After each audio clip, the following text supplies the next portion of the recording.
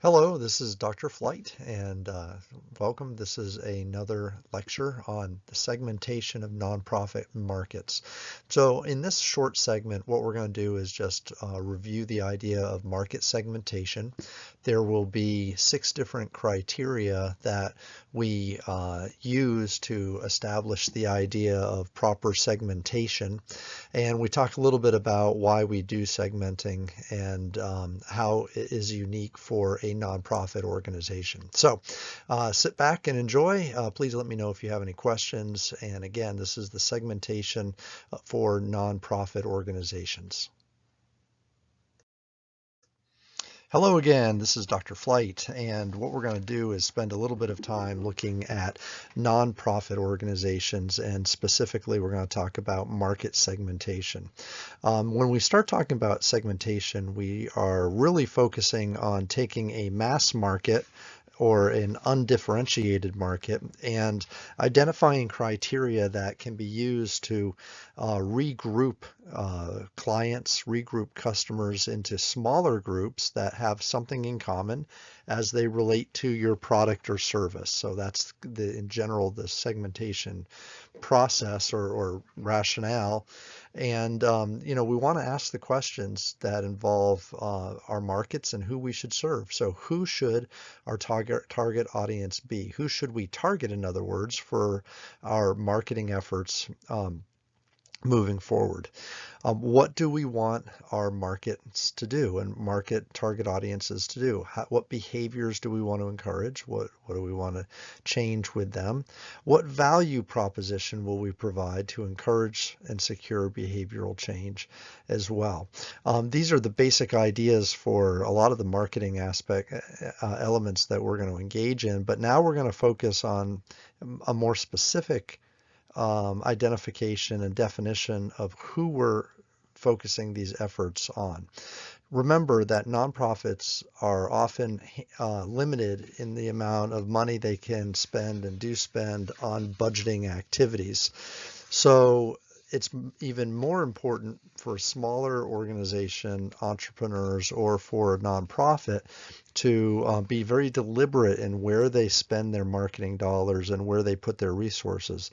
So the idea that we're going to try to serve everybody is oftentimes very, very difficult to achieve with a nonprofit organization because they don't really have the funds to really devote toward everybody. So they have to devote their funds to those individuals who are most likely to change their behavior relative to what we are trying to achieve with our mission. So moving forward, let's talk a little bit about this idea of market segmentation. Market segmentation is one step in a 3-step process where we look at segmenting, targeting, and positioning. Generally speaking, we want to identify criteria, and sometimes these are referred to as bases, but criteria that we can use to define a specific market segment. So this would be a group of consumers who have something in common with each other. Traditionally, we use things like demographics and geographics and behavioral and psychographic criteria, but we need to decide what those are going to be. Once we identify groups of consumers based on the criteria that we looked at in number 1, we want to be able to describe market segments or or target markets by profiling them. A profile is a written document that describes the market segment with as much detail as possible. Third, we want to develop measures to assess how attractive or how appealing the market segment would be for us. We recognize that not all market segments are equally attractive to us. Some are more attractive than others.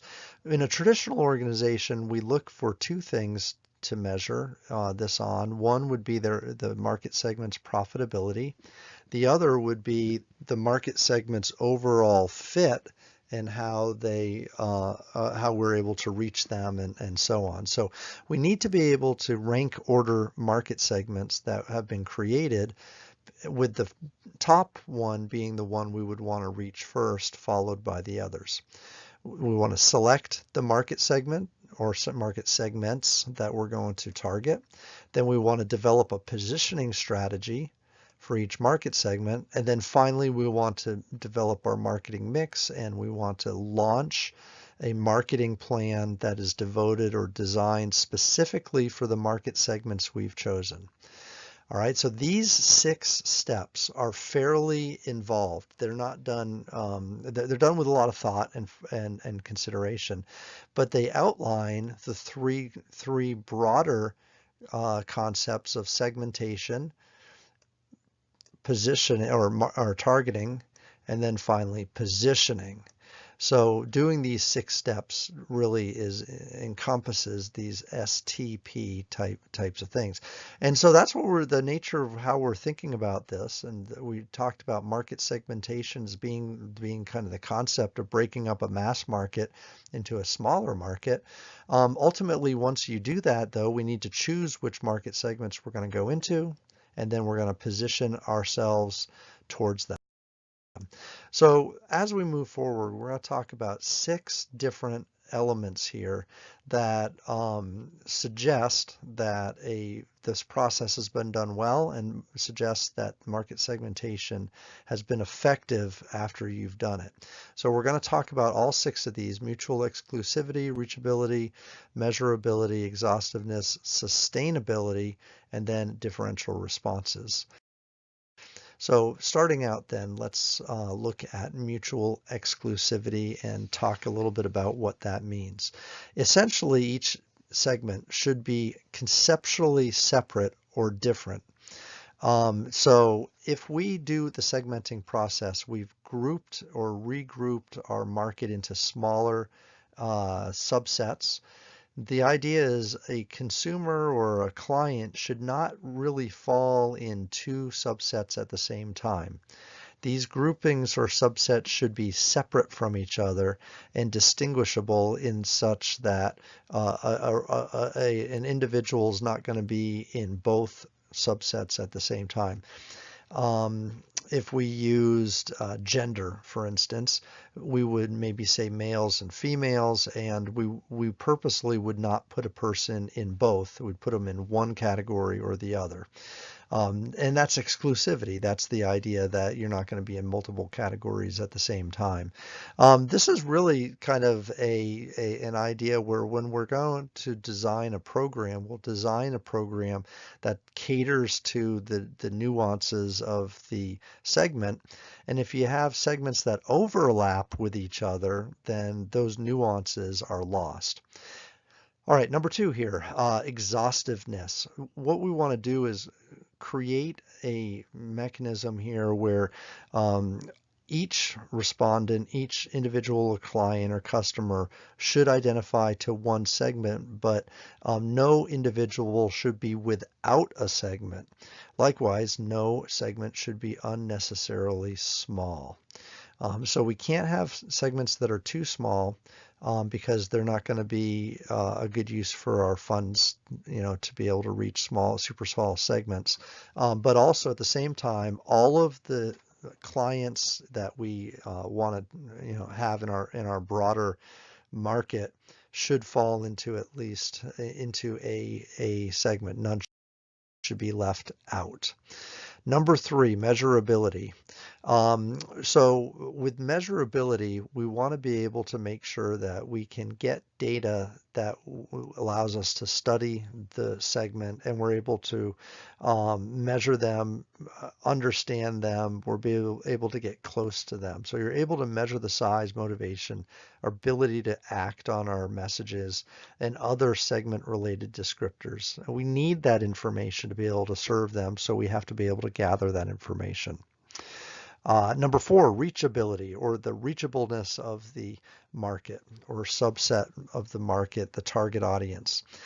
So number 4 here deals with the idea that if we were to choose a target audience, we have to be able to message to them, we have to be able to deliver to them, we have to be able to effectively reach the target audience. If we cannot do that, then we probably need to redefine our audiences in such a way that we can. So reachability would be the 4th element here. The fifth and the sixth ones, this is funny. This is a little out of order, but order doesn't really matter. Differential response. So in this one, what we're talking about is how um, each market segment that we identify should respond to our offer or our product or service, and specifically they should react differently or in a certain way to our marketing efforts like advertising and promotions and things like that in a different way. So if we break up a broader market, mass market into say 3 target markets or segments, those 3 segments should behave in a different way to our marketing efforts. If there's no difference in response, then we should treat them as the same. We should combine market segments, like 2 small market segments should be combined into just one. If the members of the 2 market segments behave the same, to each other, then there's no noticeable difference, then we need to consolidate them. The last item here, which again, it's kind of funny, it's popping up here a little out of order, that's okay though, is called sustainability. Sustainability, we might ask the question as well, is there profitability potential and is that sufficient within the market segment? So nonprofits, again, they don't act so much like a for-profit in the sense that they're looking to be profitable. However, they are looking to raise funds to be able to complete their mission. They are looking to spend money effectively. So if we're spending a lot of money and people aren't being helped, then that's not, in our mind, really something where we're reaching our mission. And in this case, we might not be calling it profitability, but we're certainly not doing well to achieve our mission goals if that's the case. So we want to make sure that we can measure and reach these market segments. We ask certain questions to help ascertain whether this market segment would be sustainable over a long period of time, such as how frequently do the customers or clients purchase or use our service, how price sensitive are they, how deep is their purchase? In other words, how involved are they? How much time do they spend with us and or money? And how much growth potential is there within the market segment itself? So if we're going to evaluate a market segment, these are some good questions to ask. And if one market segment responds more favorably to these questions, then we'd probably want to pursue that market segment first before any other market segment.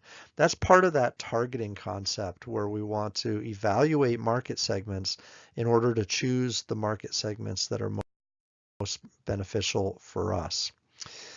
All right, as we begin to wrap this up, let's not forget that we're going to be able to use multiple marketing or segment criteria in order to narrow down our market segments and be able to focus on smaller groups of consumers as opposed to the mass market. This illustration here in this sort of box talks about this idea that when we add segmentation criteria, we start splitting the market up very, very rapidly. Every time we use a criteria, it splits the market into smaller fragments, kind of in a multiplicative manner. So we have general, which is a mass market, as number one. If we introduce age as a criteria, then we've split the market into 3 groups here: infants, children, and the aging and elderly. If we decide to use another segmentation criteria called gender or sex, then we add that to the age-related ones, and here we have either boys or girls or male or female. So there's 2 levels of gender, and we multiply that by 3 levels of age. 2 times 3 is 6, which gives us 6 market segments now that we can evaluate. Now, are we going to try to evaluate all of these? If we try to evaluate all 6, then we would be back to the general where we're trying to serve everyone. So what we need to do is we need to evaluate each of these and rank them in order to the ones that we can serve best, to the ones that we would serve least, or least effectively anyways, in order to make some type of a conclusion. Now, if we added other criteria, we would begin to again multiply that more and more and more. If we added race and we had 6 categories here, and we combine those with the 2 genders and the 3 age-related ones, we'd end up with 36 different market segments if we included race, 6 levels of race on there as well. If we use these other beneficiary elements, there are 9 of this, it would be 36 times 9, and that would be an awful lot of market segments to try to manage.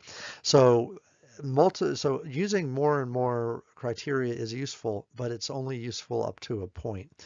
After we decide on who we're going to try to target, we need to make sure that we can clearly define those market segments, and ultimately we're going to create what's called a customer profile so that we can position our product specifically to the profile which represents each one of the market segments that we select. All right, so in summary, remember the 3-step process: market segmentation, targeting, and then positioning.